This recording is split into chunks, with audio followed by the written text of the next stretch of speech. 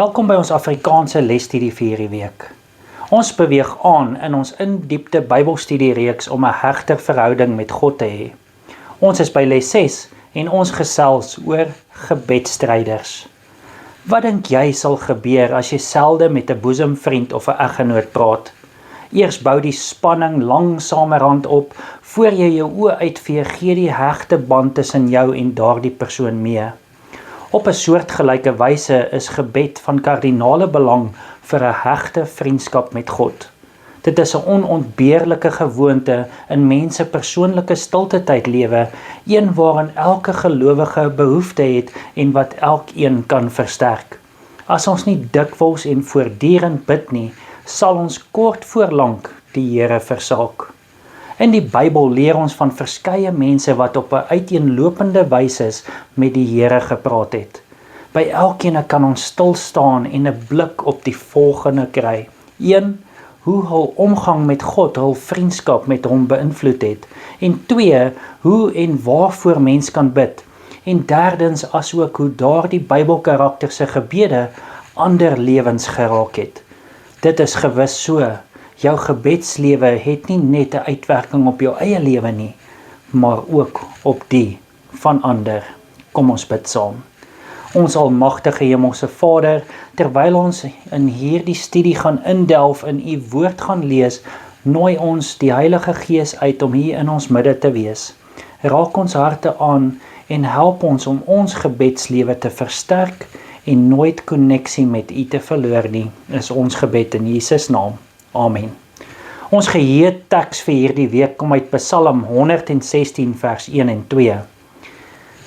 Ek het lief, want die Here hoor my stem, my smekinge, want hy het sy oor tot my geneig. Daarom sal ek hom in my dae aanroep.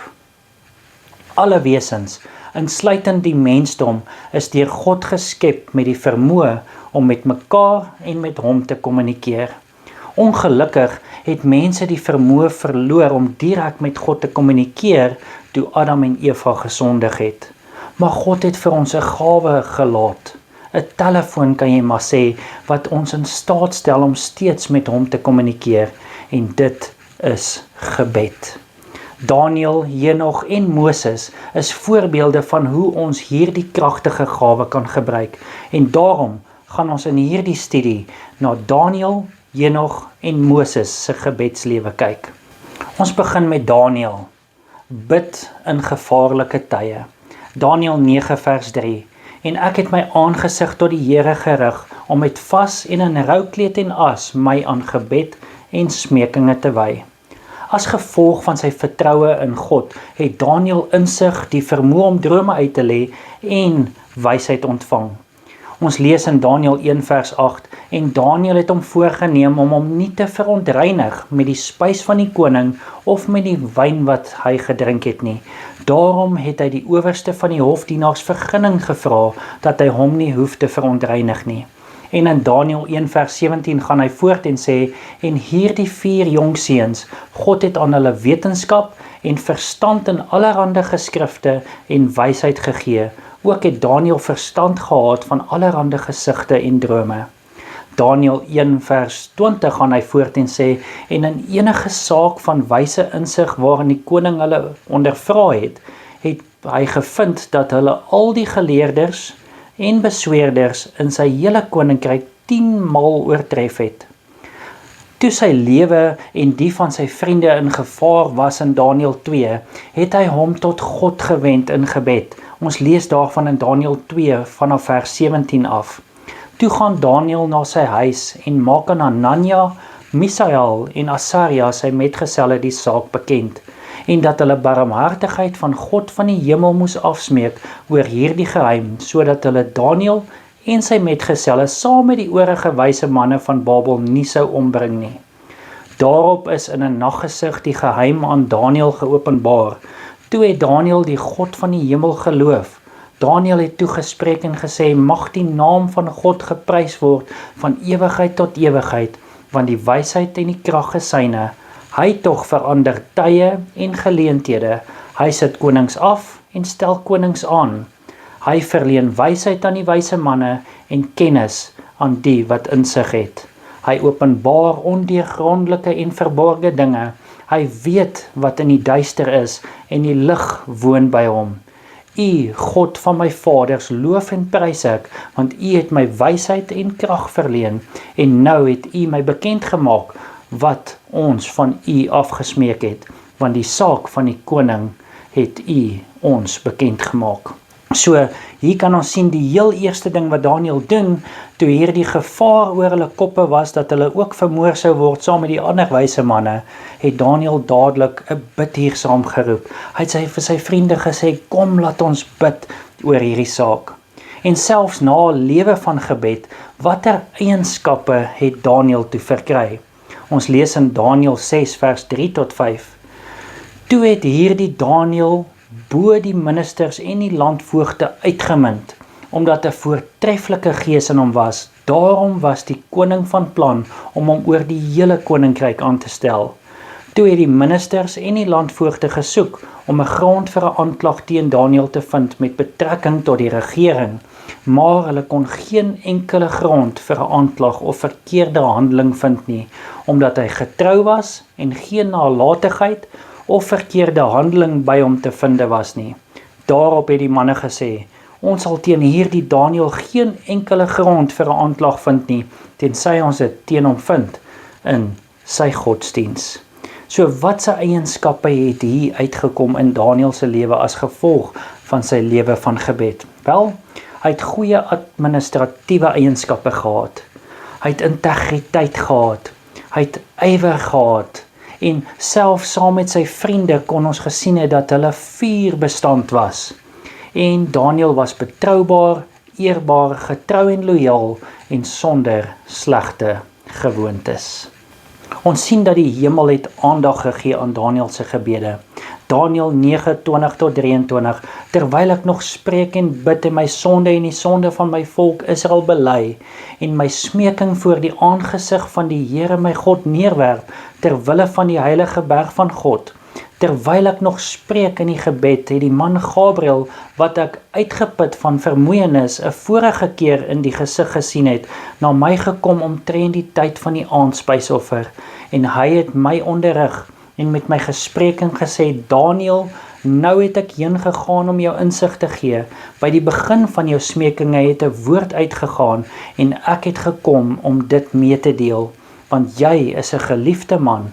Gee dan ag op die woord en verstaan die gesig. Ons sien ook in Daniel 10 vers 12, toe sê hy vir my, wees nie bevrees nie Daniel, want van die eerste dag af dat jy jou hart daarop gerig het om ag te gee en jou voor die aangesig van jou God te verootmoedig, is jou woorde gehoor, en om jou woorde ontwil het ek gekom.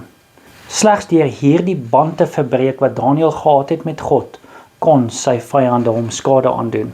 Ons lees in Daniel 6 vers 5 tot 7. Daarop het die manne gesê, ons sal teen hierdie Daniel geen enkele grond vir 'n aanklag vind nie, tensy ons dit teen hom vind in sy godsdiens. Toe het hierdie ministers en die landvoogde die koning bestorm en so vir hom gesê, mag koning Darius vir ewig lewe. Al die ministers van die koninkryk, die bevelhebbers en die landvoogde, die raadsmanne en die goewerneurs het beraadslag dat die koning 'n verordening moet uitvaardig en 'n verbod bekragtig dat elkeen wat gedurende 30 dae 'n versoek rig aan enige god of mens, behalwe aan u o koning, in die leeukuil gegooi sou moes word.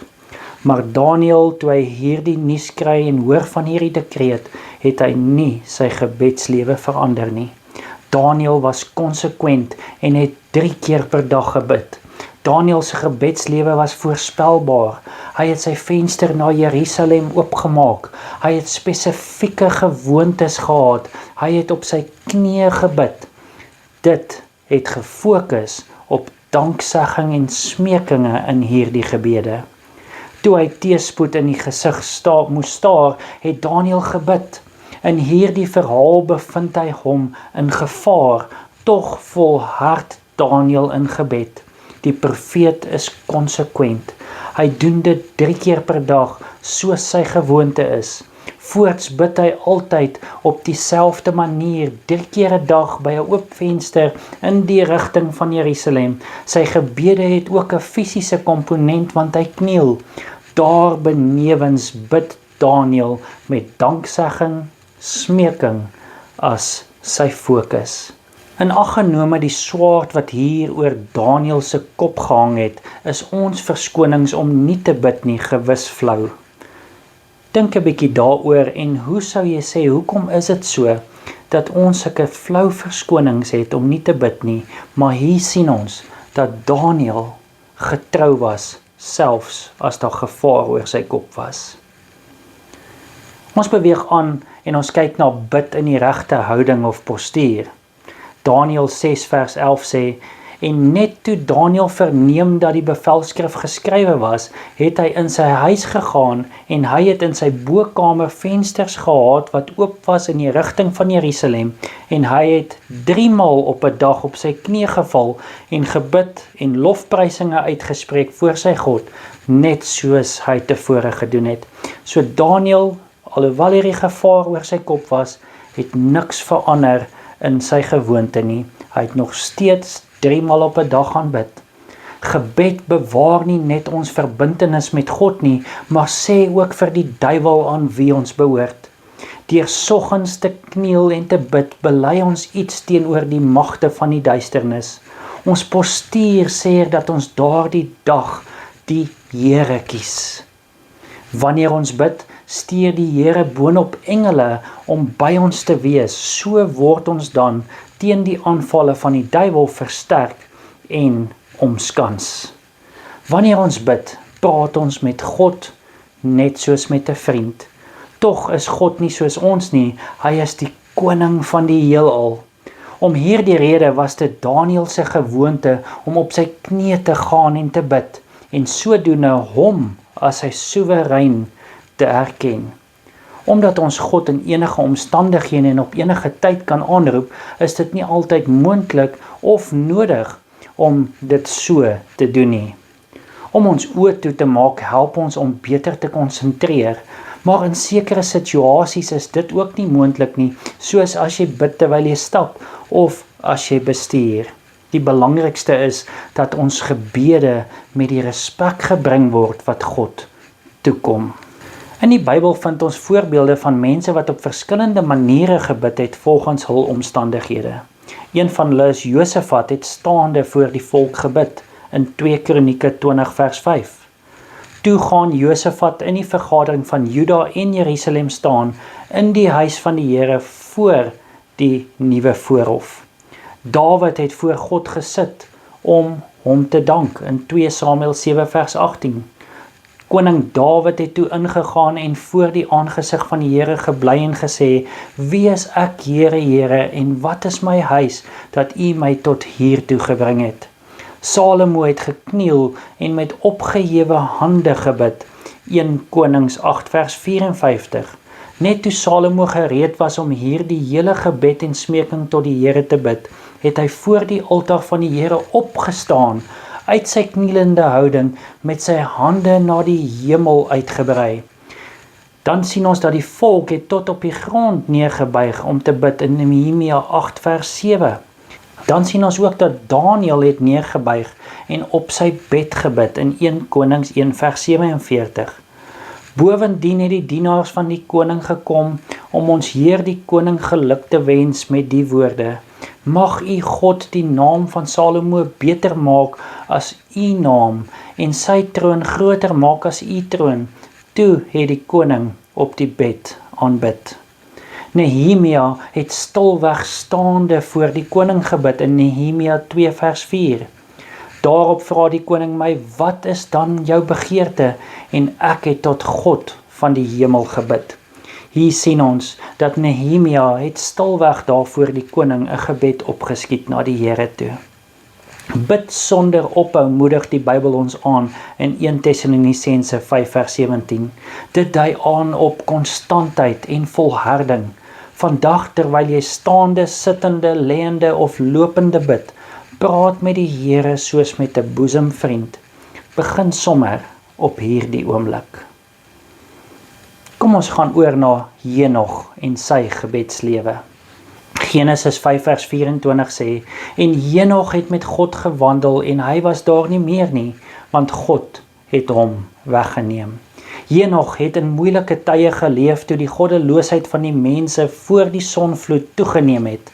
Met die geboorte van sy seun het sy begrip van God gegroei en sy gemeenskap met God verdiep. Ons lees daarvan in Genesis 5 vanaf vers 21.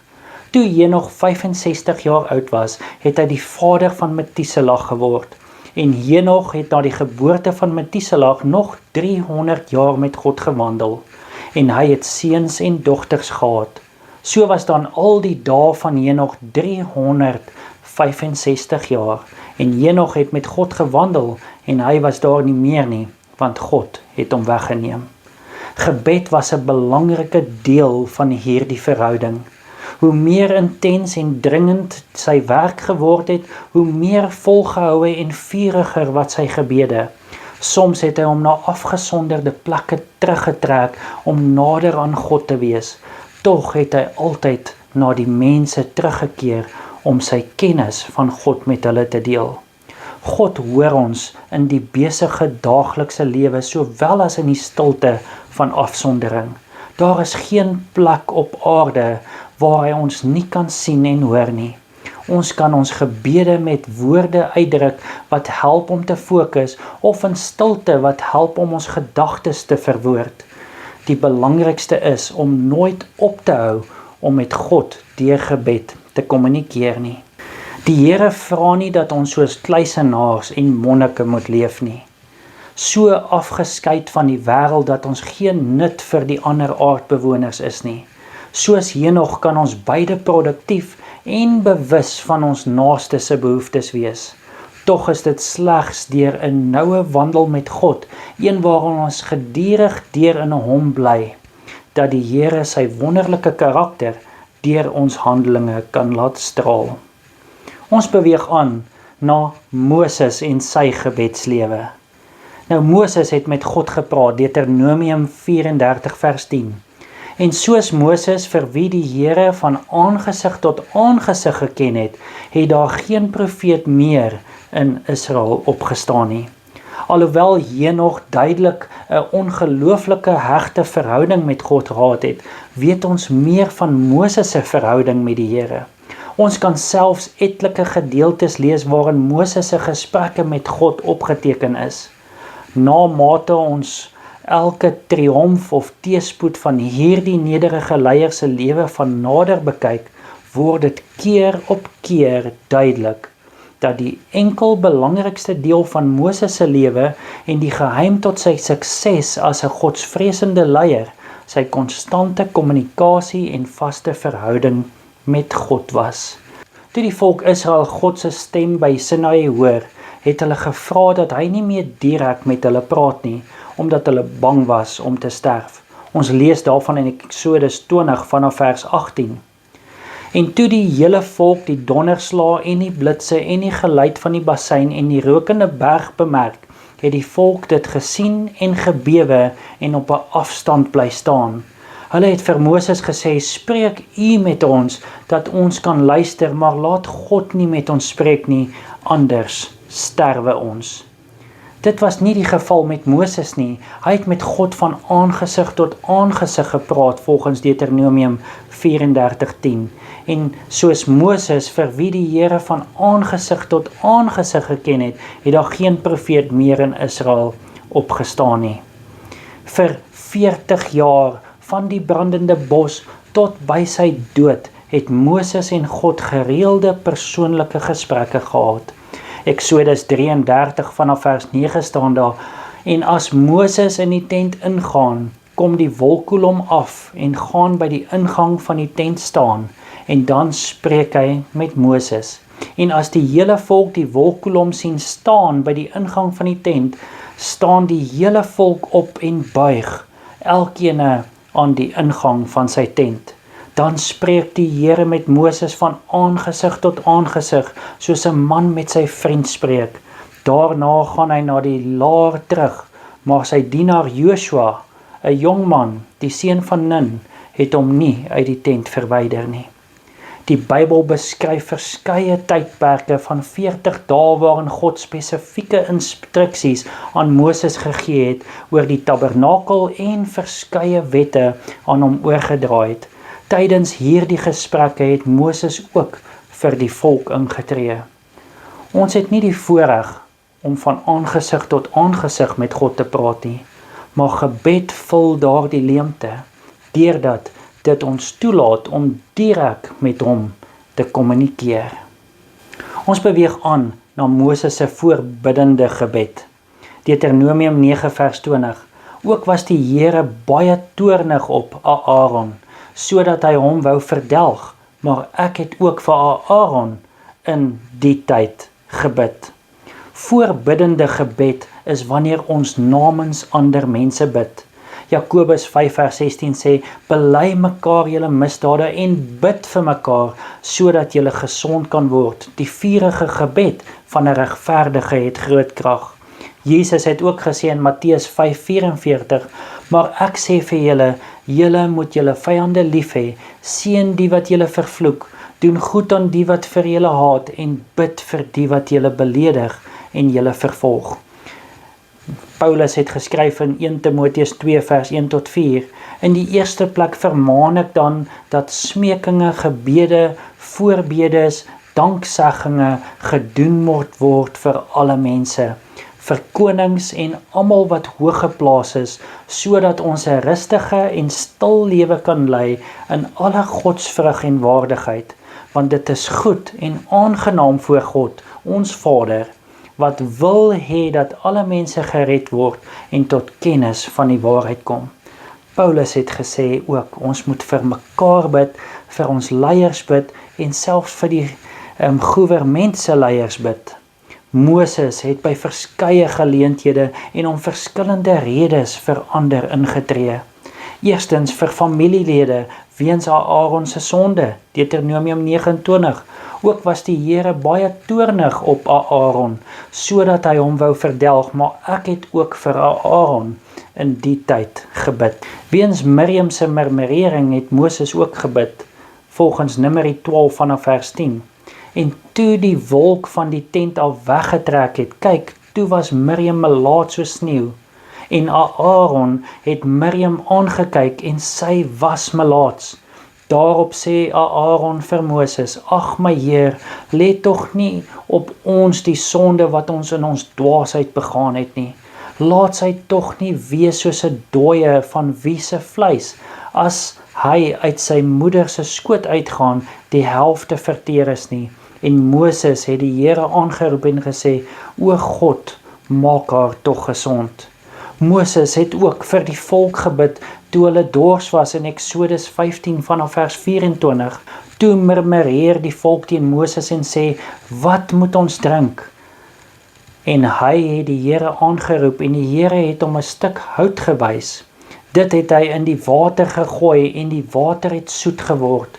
Daar het hy vir hulle 'n insettinge en verordeninge vasgestel en hulle daar beproef. Moses het ook vir die volk gebid toe hulle honger was in Numeri 11 vanaf vers 11. En Moses sê aan die Here, waarom het u knegt kwaad aangedoen en waarom het ek geen genade in die oë gevind nie, dat u die las van hierdie volk op my lê? Het ek hierdie hele volk dan ontvang, of het ek hulle gebaar, dat u vir my sê, dra hulle aan jou bors, soos 'n oppasser die suigling dra, na die land wat u aan hulle vaders met 'n eed beloof het? Waarvandaan moet ek vleis kry, om aan al hierdie volk te gee? Want hulle ween by my en sê, gee vir ons vleis, dat ons kan eet. Moses het ook gebid, toe hulle gesondig het, Exodus 32 vanaf vers 30. En die volgende dag het Moses aan die volk gesê, julle het 'n groot sonde begaan, maar nou sal ek na die Here opklim, miskien kan ek vir julle sonde versoening doen. En Moses het na die Here teruggegaan en gesê, ag, hierdie volk het 'n groot sonde begaan, vir hulle goue gode gemaak. Nou dan, as u tog maar hulle sonde wou vergewe, en so nie, delg my dan maar uit u boek uit wat u geskryf het.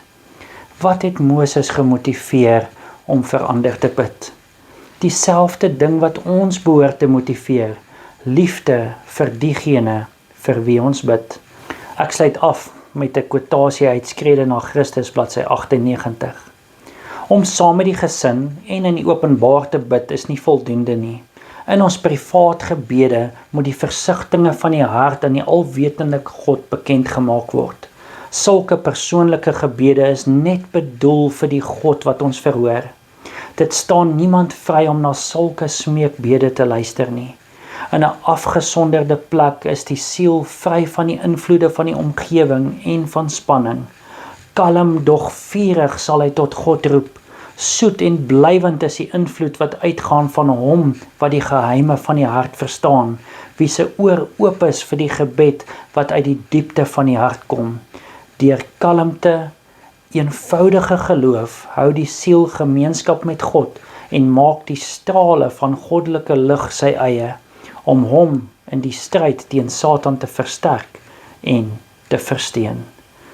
Mag die Here elkeen van u ook lei om 'n sterk verhouding met God aan te knoop, om nie daai kommunikasie met God te verloor nie, maar om altyd met hom te praat soos met 'n vriend, maar ook in respek wat hom toekom. Kom ons bid saam. Ons almagtige Hemelse Vader, dankie vir hierdie studie wat weer eens die belangrikheid van gebed beklemtoon. Heer, ons bid dat U in elkeen van ons lewens sal werk, om daardie gebedslewe te versterk en om nooit die koneksie met die hemel te verloor nie. Is ons gebed in Jesus naam. Amen.